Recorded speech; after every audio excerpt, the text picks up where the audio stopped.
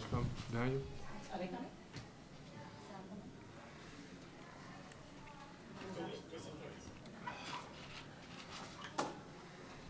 Good job. Great game by our players. We shared the basketball once again. We had 5 guys in double figures. Just a great game plan. We had a game plan discipline out there the whole night. I mean, you know, Beeline runs a lot of great things on the offensive end, and you know, we had our principles, and they stayed solid the whole night. And we just had contributions from every area. And you know, Sam was huge. That second half, we was, you know, down. In the last 15 minutes, we went on a 19-4 run, outscored them up by a lot, and it was just a great job. So, you know, it was a team victory, and that's what we're going to do each and every night. And, you know, to hold a team like Michigan at 32% over the game, I thought our preparation was wonderful, and our guys really, you know, executed the game plan.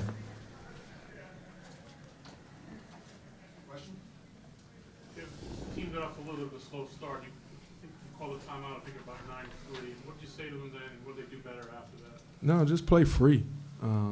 I think we was rushing things, and you know, I always say you can't rush greatness, and this team is a great team when they play together and they on the same page. And you know, we was rushing a little bit, but we started trusting each other, having that blind trust on the offense and defensive end. And we had a slow start, but our defense was solid.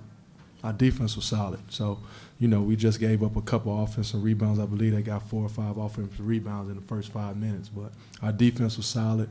And when our defense is solid, I know our offense is going to come around because we got a lot of great options out there. And if they start sharing the basketball and playing with one another, it's going to be hard for a team to just key in on one player. So I thought they did a great job after that timeout. And like I said, the last 15 minutes, we went on a 31-10 run. You know, and held them to 2 for 15 shooting from the floor. So our defense stayed solid, and we started sharing the basketball, hitting some shots, and it was a wonderful effort by our guys. Kevin, Danny almost had a triple-double tonight. Is this the type of thing that we can expect to see? You know, I just want him to play the game, and whatever they give him, he's a wonderful basketball player. When he stays under control, he's very versatile. He rebounds with the best of them, and you know, he has vision as a point guard, and we allow him as the 4 when we put him at the 4 to play point guard, and it puts a lot of pressure on the defensive end when they backpedal and they 4-man is trying to guard him, bringing the ball up. So, you know, he's very unselfish, and I thought our whole team was unselfish tonight. And we just got to continue to play. We got a short turnaround here. We got Syracuse, seems like in 2 minutes, but that's all right, though. We ready to play. I think we got a deep team, and, you know, we're going to need everybody to stay on the boat right now. Did you get a chance to watch Syracuse at all today? What do you kind of see? I mean, they shooting it. You know, I think, you know, last week I looked at the stats. They had 3 guys averaging 8 threes a game. So we got to make sure we run out to the 3-point line. We got a good look at what a lot of great shooters around the perimeter can do tonight. I thought we did very, very well getting out and challenging the shots and 3 points and making them take tough twos. And that's what we're going to try to do with Syracuse. Of course, we got to go down and, you know, get it in the 4-hole, and I call a 4-hole under the free throw line, and we got to make plays there, and then we got to shoot the ball, and then we can't give up offensive rebounds, and we got to attack the zone and fast break. Can't come down and walk it because we don't want to play against the zone for 40 minutes. We want to get out on the break and attack it and beat the zone down the court. Questions for the players? Sam, particularly after what you went through last year, how do you describe how good it feels for you to have that kind of game against this kind of opponent? It felt kind of good. These 2 guys right here always tell me to make sure my confidence is high. So that's what I try to do each and every night, just make sure my confidence is high, knowing that I'm going to make the shot. How big was that moment? I feel like Aubrey Dawkins had a 3, and then I think you came down, transition, hit a layup seconds after. How did that kind of keep the momentum, I guess, in your favor and not let it get too close? Coach always says run in practice, so he shot a 3, and we just ran down the court and I got a layup. So it kept the momentum on our side, so that's a good thing. Daniel, the 3 that you hit with about a minute to go after they cut it to 8, can you kind of talk us through that moment?